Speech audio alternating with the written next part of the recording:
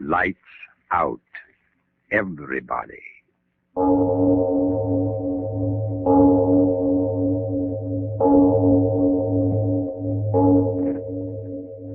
It is later than you think.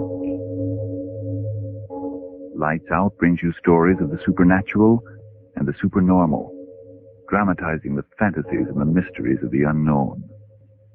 We tell you this frankly, so if you wish to avoid the excitement and tension of these imaginative plays, we urge you calmly but sincerely to turn off your radio now. This is Arch Oboler. Tonight we tell you a story about two gentlemen of the German army, the Nazi army. The scene is a bombing plane flying over England.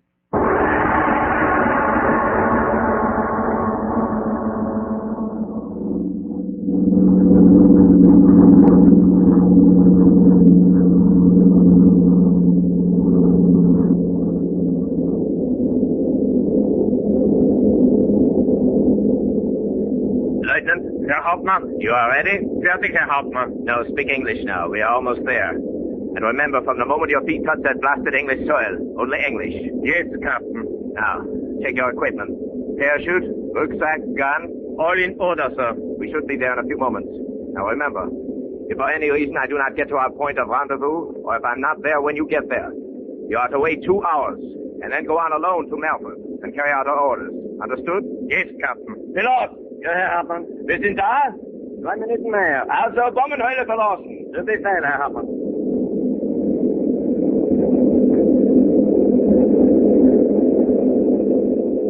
Go. Bomb hatch is open. It's time to go. Oh, one thing more, Lieutenant. Yes, Captain? I was ordered to tell you this just before we jump. If you are successful in your part of this mission, the General wishes me to inform you that the Führer himself will reward you. Now jump. Heil Hitler. Heil Hitler. Pilot, I'm going. Viel Glück, Herr Hartmann. Danke. Heil Hitler.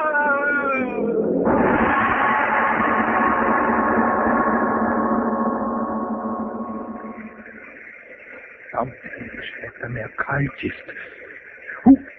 Oh, Captain. You all right, sir? Not Captain, you fool. The name is Edward. Yours is Thomas. Understood? Yes, Edward. Oh, you are hurt. My foot twisted when I landed. Oh, perhaps you had better... Are you going to tell me what to do? Oh, no, sir. Give me your arm. Yes, sir. Eh? Yes, Edward. 1/2 kilometer down the road is the house. In the morning, Bearcock will meet us there. But your foot... My foot will be all right.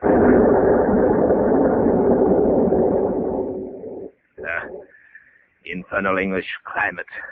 Faster, my dear, Thomas. The Englishmen have work to do.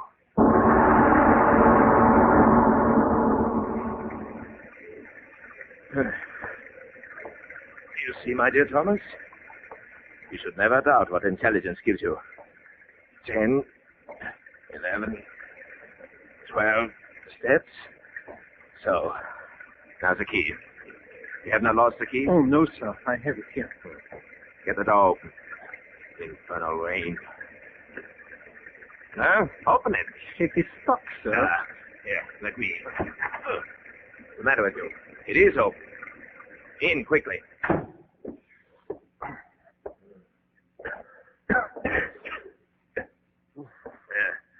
Yeah. Now we can turn on our lights. These British, how well they built the old piles of masonry. Come. We will build a fire and make ourselves quite comfortable until Berkoff arrives in the morning. Yes, Edward. There is no longer any danger of our being observed. Yes, Captain. Captain. What?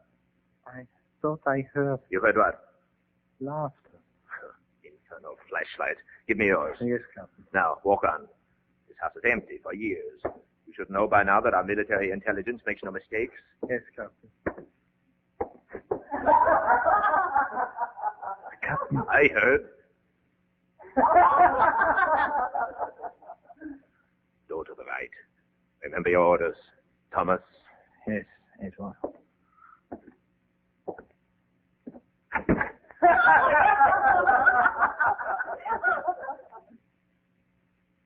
Good evening, gentlemen.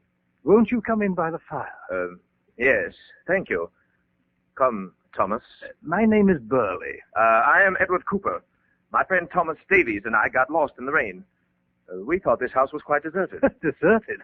Not for 500 years. Well, may I present Lady Burley? How do you do? How do you do? My great-aunt, Mrs. Westland. How do you do? Now, William, they can beat the rest of the family later.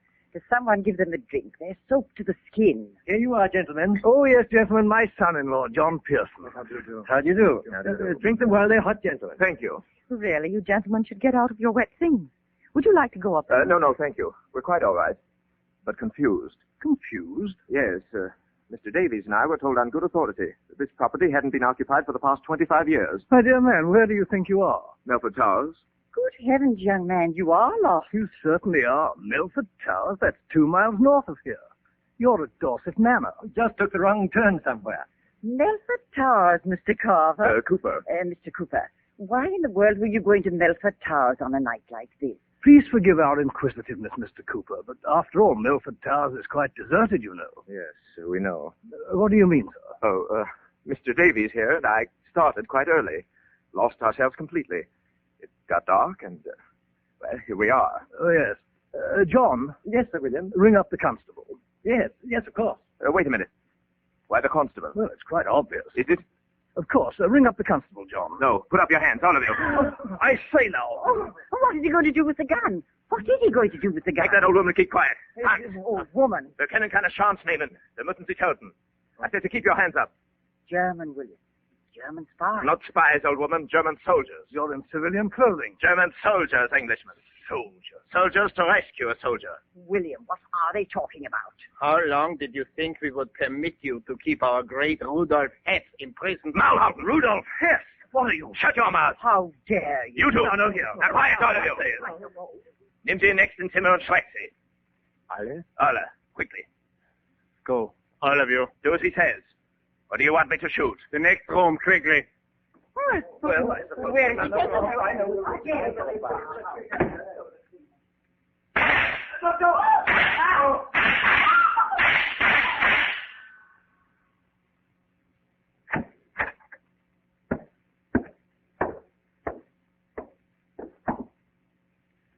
Well, Lieutenant?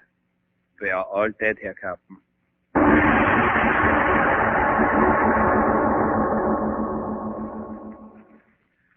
No more wood. The room is warm enough. Yes, Captain. Now then, where was I? Oh, yes. Bearcourt will bring an automobile. We will then proceed to this point on a map. There, a few hand grenades in the right place, and Herr Hess will be with us. Then we will... Lieutenant, didn't I just tell you no more wood on the fire? It's warm enough. Yes, Captain. Is it still raining out there? Oh, yes, Captain. Infernal climate. Yes, Captain. Yet, the weather is fortunate. Who will come here on a night such as this? Oh, yes, Captain. No matter. As soon as it is daylight, we will go. 7 in the morning, Bearcourt will be there. We'll meet him. Yes, Captain. Yes, Captain. Yes, Captain. Does none of this mean anything to you? No, never mind. You're a good soldier. You believe, you obey. Always, Herr Captain. I, too. So we will win, always. Yes, Captain. It will be most satisfactory, Lieutenant, to tell about this little adventure when we get home. To come right in under the noses of the British and... What are you listening to? I don't know, sir. There's nothing. Lieber God, man, why do you stand there with your head twisted like an old woman waiting for... I heard... Be still. In the next room. Who? We will find out. And you told me there was no one left. There was no one. Come.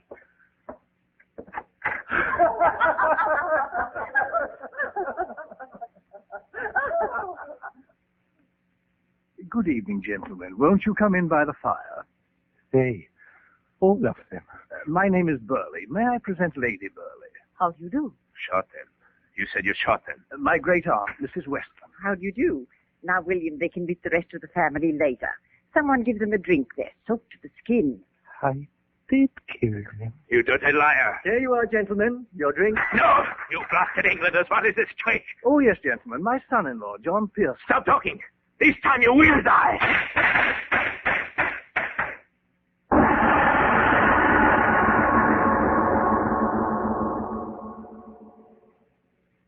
Captain, What?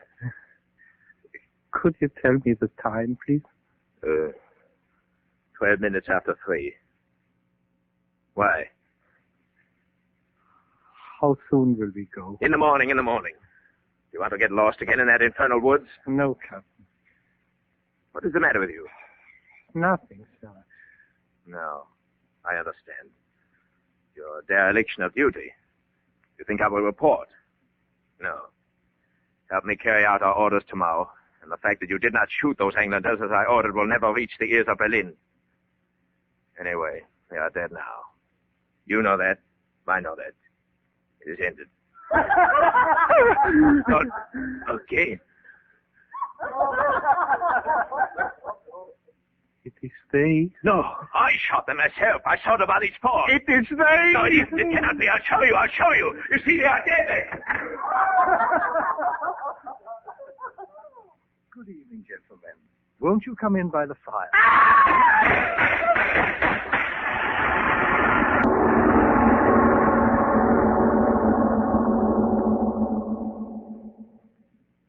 Lieutenant. Hans. Lieutenant, I'm talking to you. For hours you sit. Last you say something. I order you to say something. I have nothing to say, sir. Well, you can speak. You infernal fool, you. Why are you so afraid? You have your gun, your hand grenades, a knife. Why be afraid? Stop turning your head that way. Listen to me. There's nothing to listen to out there. There's nothing out there. Nothing. If they... They will do nothing. They are dead. Do you want to go into that room and see that they are dead? They are dead. No. Why should I have to convince you? 3 times? How often must I tell you? I saw that same thing happen in a campaign in Poland. Poland? Why do you hold on to my words? Yes, in Poland. The first campaign, there were snipers in the village. We wiped out everyone, men, women, children. But the next morning, the vermin were there again. Uh-huh. We thought they were there. I didn't see them. Others did and went running through the streets throwing hand grenades. There was an explanation, of course. There is an explanation for everything. The men who thought they saw, were tired. Their eyes played tricks. I heard the doctors in my division talking. They said it was tricks of the mind. Those people are dead. They must be dead. You too are afraid. Blasted insubordinate idiot! How dare you? I'm not afraid. I'm afraid of nothing. If they would only come. I believe in the Führer and his destiny. I can never be afraid. If they laugh again. Stop talking. I order it. They will not. My infernal leg. Swollen. Lieutenant, listen. To what? Not to anything. To me. Oh. Go in the next room. Look. Look. You question an order? You said they were dead this time. Why look at... I order you to go. Do not just sit there. Tell me what you're thinking. Tell me. I'm thinking that maybe this is what I've always been afraid of. In Czechoslovakia, in Holland, in Belgium, in France. This is what I always was afraid of. Of what? That someday I would wait for them. Them? I commanded a firing squad in Slovakia. We shot women. What's that got to do with this? In Belgium, too. Women. What are you talking about? In Poland, the tank I was in was covered with the blood of the children and women. You blasted fool. You are a soldier of the greater German Reich. I think to myself, why don't I just leave you here and run? You would not dare. I think to myself, what is the use? Sooner or later they will come for me. Who? Who will come for you? The dead. Shut your mouth! The dead are dead. We exterminate the vermin for the glory of the great Reich. I always suspected you, Hans Miller, you weak-minded fool. I explained everything to you. Hallucination, always hallucination. I know what I will do. What? If they laugh again, I know what I will do. Yeah. Grenade. What are you going to do with that hand grenade? I hold it. Take your fingers off the firing pin. No. I order you. No. I am your superior officer. Put that grenade down. No. You maniac. What are you going to do? Sit and wait. For what? If they laugh again, we were wrong. You and I. You and I in the fuel. How dare you? All wrong. And I will pull out the firing pin, and we will die. Put down that grenade. If we were wrong, I would rather finish it here, now, than wait again. You're crazy. No. The gun, put it down, or I will pull the pin. All right. I'll leave you here. I will go. My leg. You see, you will stay with me and wait. Hans, in the Führer's name, be careful. That firing pin is loose. If you pull it, Do not be afraid. If they do not laugh again until it is dawn, I will believe what you said, that it was hallucination. Yes, it was a hallucination. If they do not laugh again and it is day again, I will believe. If they do not laugh again.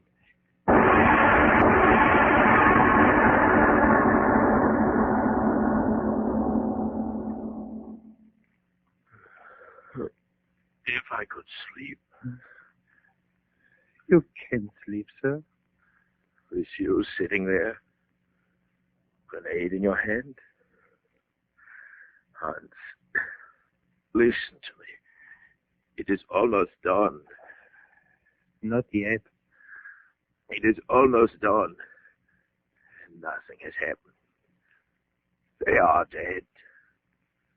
So, put down that grenade. Get our things together. Help me and we will go on to Melford and meet Berghoff. When it is dawn. But in a few moments it will be day. I know it. Then wait for those minutes. If they do not laugh again, I will believe, and we will live. They will not laugh again. Never. Look. On the wall. Light. The sun. Day. Not quite. I was right. And the Führer, right. No one can stop us. We are the chosen. Put down that grenade, Hans, and... Listen. Listen. To what? To what? I thought that I said... Listen! Listen to them! The dead come back to repay us for what we've done. No! Don't pull the trigger and stop them! Wait, I'll prove it, I'll prove it! I'll show you they are dead! Someone else in there! I'll show you! Good evening, gentlemen. Won't you come in by the fire? You see, it's for dead! You were wrong! Oh, the grenade, don't hunt! No!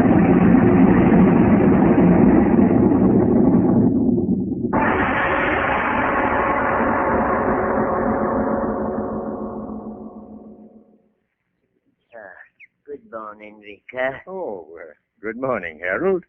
Lovely morning. Aye. Certainly rained last night. That thunder. What brings you out so early, Harold? Oh, me old woman told me she had an explosion or something just at daybreak, so I come over. Explosion? Aye. She must have dreamt it. Birds singing in the morning. No explosion here. Aye. But I do wish they'd tear down these old ruins. It does no good leaving them stand there to remind us that Sir William and all his family were killed by a German air bomb 3 years ago. 3 years ago last night.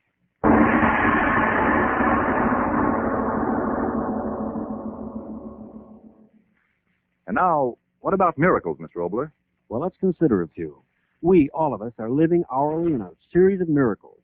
Now, it may seem a far cry from the miracle of heroism to talking about that war stamp book of yours, but there's another little miracle. 8 25-cent stamps, 8 hand grenades. 6 25-cent stamps, 1 winter combat helmet. 30 10-cent stamps, a pair of jungle fighting boots. An anti-tank mine for 15 50-cent stamps. A commando trench knife for 40 10-cent stamps. Every empty space you fill in with your stamp album adds to the rain of steel going into the camps of the enemy. Every time you fill your album and turn it into a bomb, well, you turn it into a bomb. You turn the rain of steel into a hurricane. Your way to do more to help beat the Axis is by buying enough stamps to fill the empty spaces in your stamp book. Then turn it in for a war bond. It will bring on that inevitable miracle of a bomb. It is later than you think.